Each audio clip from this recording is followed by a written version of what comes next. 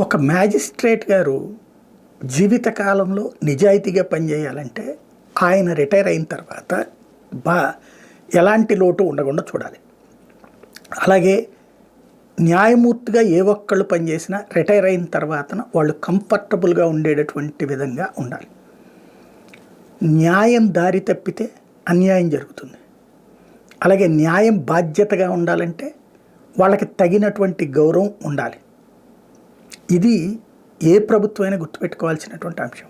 ఇప్పుడు న్యాయమూర్తులకు సంబంధించినటువంటి సుప్రీంకోర్టు ఆగ్రహం వ్యక్తం చేసింది. మ్యాజిస్ట్రేట్లకి ఎంత దుర్మార్గం అంటే కొన్ని రాష్ట్రాలు రిటైర్ అయిపోయిన తర్వాత నెలకి 10,000, 15,000 రూపాయలు ఈ రేంజ్లో డబ్బులు ఇస్తున్నాయట. మ్యాజిస్ట్రేట్ అదే పవర్లో ఉన్నప్పుడు ఎంతో ఉంటుంది. ఆయన లక్షలకు లక్షలు తినేయచ్చు, కోట్లకు కోట్లు తినేయచ్చు. బెయిల్ ఇస్తే ఇంత, బెయిల్ ఇవ్వకపోతే ఇంత, ఇట్లాంటి లెక్కలు బోల్డ్ ఉంటాయి. కానీ వాళ్ళు నిజాయితీగా పనిచేస్తున్నారు.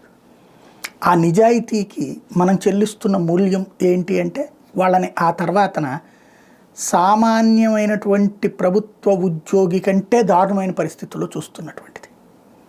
ఆ న్యాయ వ్యవస్థ మనం న్యాయంగా అంటే న్యాయం ధర్మం 4 పాదాల నడవాలంటే బాధ్యతగా ప్రభుత్వాలు ఉండాలి.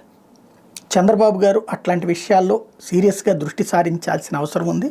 సుప్రీంకోర్టు ఇచ్చినటువంటి ఆదేశాల్ని ఆంధ్రప్రదేశ్లో పర్ఫెక్ట్గా అమలు చేస్తే బాగుంటుంది.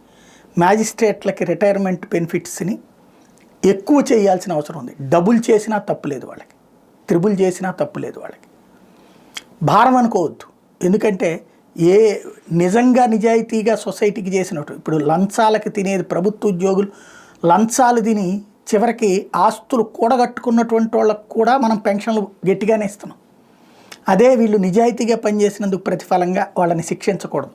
ఇది సీరియస్గా దృష్టి సారించాల్సిన సందర్భం.